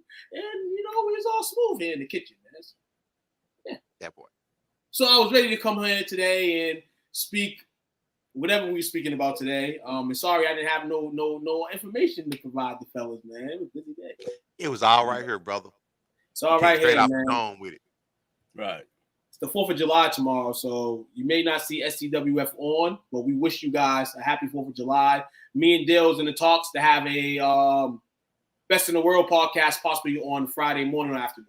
We'll keep you updated during the next week. I believe Friday, me and Jake have a tap out since we didn't get in for the 303 event last. Did we? No. Yeah, I think I did. Yeah, I did. I don't even remember. Well, we were supposed to come back and do a follow up, maybe on Monday. That shit didn't happen. I think y'all knew that. Oh yeah, if it was Monday. If it's not Friday, then you might likely not get it in. Jake's in the palm trees during those days. Yeah, all of that. So Friday, yeah, we'll go over 303. It'll probably be a bunch of whack ass fight night fights that we'll go over. Some boxing news, and who knows, maybe I'll get into my downward spiral of random anime talk. Me and Dale actually was sort of thinking, like not in this, like sort of thinking for real. At first, me and Dale was like, "Yo, say it with your chest." Collab. Maybe we can see if Will and Jake's not doing the tap out and take their time slot, or if they are in the time slot still doing it, maybe hop on and do that, and then we just say, "Hey, we do a Friday morning." Well, that works because if we mashing it up with the Best in the World show, that's wrestling, that's still combat, and Jake does wrestling. So yeah, we can discuss that. So yeah, we'll discuss that all on the podcast team. We can see if we want to do that. Maybe see if we get. You know, I love the crossover show. And do you work Friday? Maybe. But I'll be. What time you want to go? I'm off on Friday, so it's kind of like I said, people might not be off. You know, I had a few people today talk about they don't got Friday off. I'm like, damn, it's brutal. You're gonna have people out there fireworks and drinking, and then work the next day. Going into the weekend. Wow. Also, when we gonna make Super Bowl Monday a holiday? Need to yesterday. Mm-hmm. Make what a holiday? Super Bowl Monday. Oh, couple years. The following day, yeah, I think so. It's becoming an institution, football. It should be. I mean, shit. I didn't watch the Super Bowl last year, but I haven't been to work after like the last 5 Super Bowls. Because the Cowboys don't win, I ain't going to work. We ain't never in it. So then if they're in it and they win, you damn sure ain't going to work. Yeah, I was really I was really being petty this year when not watching the Super Bowl, dog. Like I look at it now and I'm like, I'm sad I didn't watch it. I'm real sad, but I'm sorry I have to be that much petty of a Cowboys fan, man. I texted you for that, and I texted you for the for the NBA Finals. Like, yo, do your damn homework. Watch these games. But actually, no. What's funny was I actually watched the first 2 games of the finals. I didn't watch, but up until I went to the watch party, I watched the game 3, 4, 5. It was just funny because you were like, I ain't watching that shit. I'm like, yo, bro, we got a fucking podcast to do. Did you watch those games, please? Fucking petty as fuck. And every night I go in there, the fucking Celtics end up with the victory. I'm walking in my room. Yo, we're gonna need you to go to all the games next year too, if that's how it works. Because every time you show up, we was winning. So keep going. Watch all our games, please, sir. Yeah, that shit was terrible, bro. That shit's still terrible right now. And it's kind of like Boston don't know how to party with a championship like that. So it's kind of dead now, but they're still the champions. But in all, listen here, I'm still mad. I still feel that shit. The haters feel that shit more than the champions love that shit. Oh yeah, you know what I'm saying? Yeah. We're the champions, and we're like, okay, we did what we had to do. You know what I'm saying? I was lucky that I loved Kobe, but when y'all was winning, man, that was sick. That was sick. Yeah, I didn't like the bubble ring. That was sick. Bum ass bubble ring. The bubble ring, fucking all that shit. Anything that the team fucking wins, we're fucking mad. Like even if in the playoffs, being the team in the 7th series. If you win Game 7, I'm like, I fucking hate the Lakers. And that much closer. Like when they beat the Bucks that year in Game 7, I was so fucking heated because I'm like the Bucks. I put money up. I put $500 on the Bucks. Oh, yo, that's the worst. Yo, the worst is betting against the team you hate because if they, it's a double. Like you get stabbed twice. The team you hate won and you lost money. You know the crazy part about it? Knowing in your mind that the Celtics are gonna probably win this game and still thinking that the fucking Bucks are gonna win. That's how much faith you fucking got. You know what's funny? The one time, so I don't like to. I just said I don't like to break my rule of like I don't like to bet against the rivals because when I bet against them, like I said, it's double when they like you lose the money and your rival won. Like that's terrible. So but the one time I bet against the Lakers was that time I won the band for the playoff. It was the play-in game with the Kings and shit. And that shit was So one time I bet against the Lakers. Oh, you don't, man. You got to stay away from that. Can't do it no more. Sometimes they want you to be mad, man, even from outside. Yeah. Coach, shout outs, man. Yeah, shout them out. Hey, shout out to you fellas, man. Shout out to the fam today, man. They went to the Fort Worth Zoo. They walked your boy, man. Got my steps in today. Appreciate that physical activities. Real talk, man. A lot of physical activity done as well. I walked up a few hills today. You know what I'm saying? A few stairs. You know, feel better. Now I'm about to get it all back by eating some food and some munchkins probably, because I got some here. I think I got 25 of them. Don't judge me. Got 25 to the face. Don't judge me. Don't judge me. And yeah. So yeah, it was this bacon day today before 4th of July I worked. He must have been talking to the chat because he knew these two brothers weren't going to judge that at all. We weren't judging none of it. Matter of fact, can you share? Oh yeah, we can share. Shout out to everybody in the chat, man. Appreciate y'all. You know, Coach, you don't read your names off, but I appreciate y'all. Shout out to you fellas, man. We came in here freestyle the show. Yo, when you said it in the chat, he was like, "Yo, we freestyle today." I was like, "Oh, here we go." So I actually went to look for some storage, and I was like, "He's fucking right though. Ain't shit. Like, ain't nothing here."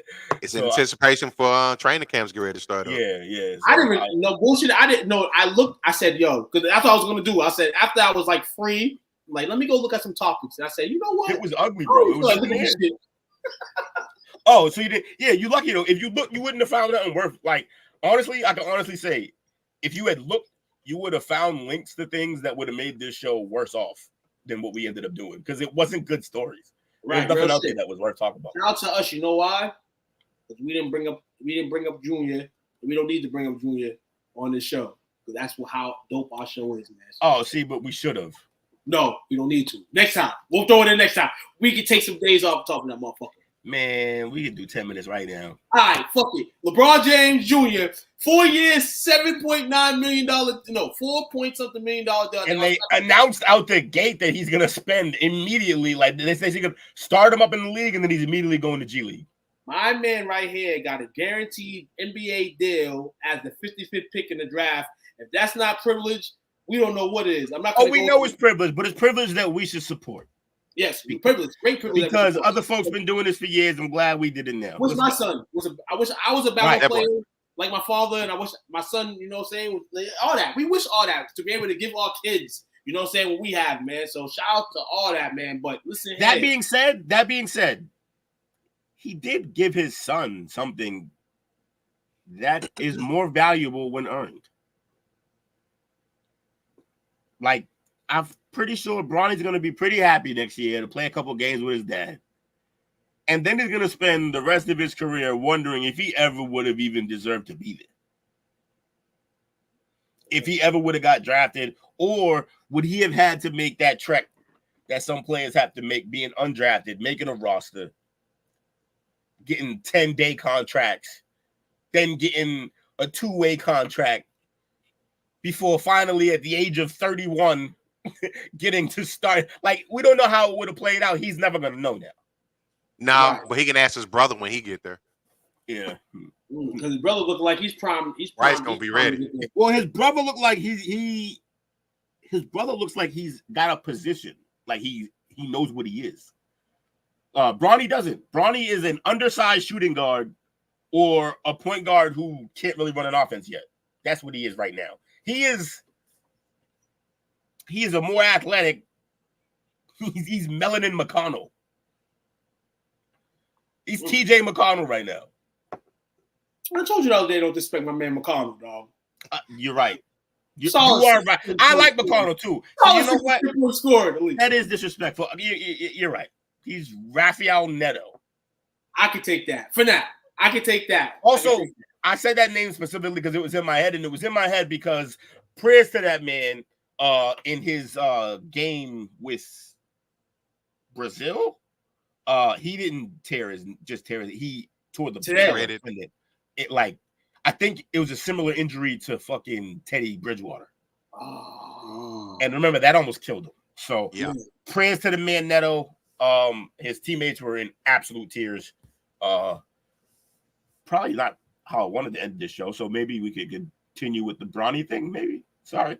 Yeah, we can see one more thing with regards to Bronny, man. Hey, listen here, he's gonna have to make his mark. He's gonna have to set his trend. Yeah. But for his parents being happy, for parents just being in the same household in this generation where there's a lot of broken houses, celebrate that, man. Celebrate not only Black excellence but all excellence for all parents to be with their kids and being able to live their kids' dream with the kids and kids being happy, man.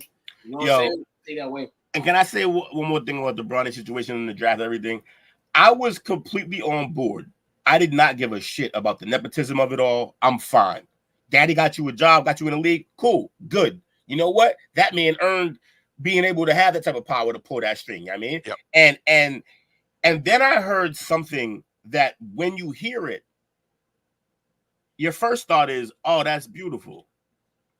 And then the second shoe drops and it sets in. What I heard was Bronny really, really was just happy and really wanted to hear his name called. And I was like, damn, that's dope, man. Like, his father was able to make that his dream come true. Like, he actually got to hear his name called. Who got robbed of that privilege, though? Who got robbed of getting their name called when they should have? Because Bronny got that spot. That is real. Now you stomp your feet. You definitely hit. That when I got like, damn, like, cause like, yo, that hit me when I heard it. I was like, yo, yeah, that hit me. That hit like, yeah, that's fire for Bronny. But that's the opposite of fire for whoever spot he took.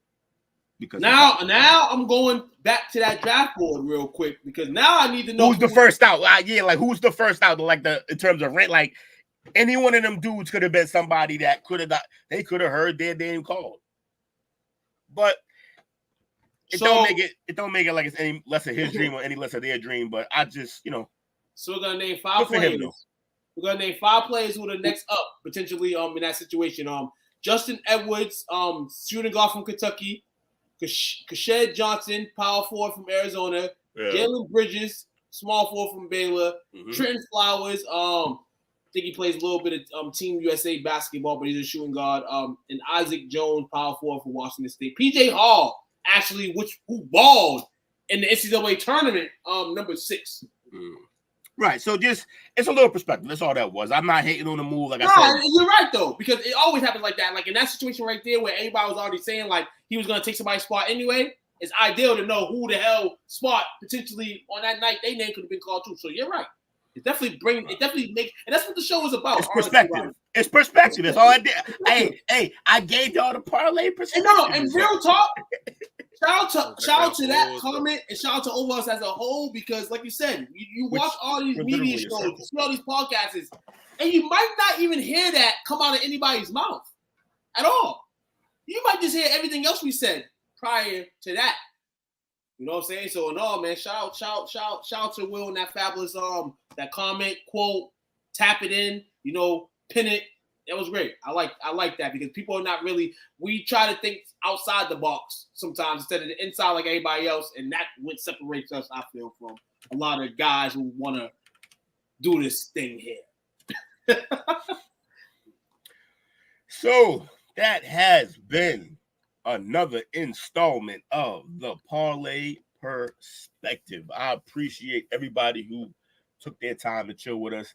We in the final minutes of our show. We still got 7 of y'all live, and he said, "Damn, I never seen Took without a hat. He balled like Lee." And damn, no, dude, y'all gotta stop this. Y'all gotta stop this madness. Why? How do I have hair on my head and people saying I'm bald? You can see the strange hair. How come on? Literally, he's the 6th. They treat you like KD out here. It's crazy. Right, like damn, come on, like you Braun. Like he's a Braun fan. He's not LeBron. I don't got no baldy in the back. Come on, bro. That's a man with a forehead of hair. Right, come on. You got to pay his barber double. Stick back here. If you're bald, I said, how am I bald? I got hair on my head. Y'all want to cut my hair bald for real? I'll do it. Hey, yo, STWF people. Man, we love y'all, man. We're not going to say Khalif tonight. No, we're going to special edition. We're going to say it on Monday night. We're going to say, Brody! Find this podcast and others on STWF-TV, the Podcasting Network, wherever you get podcasts.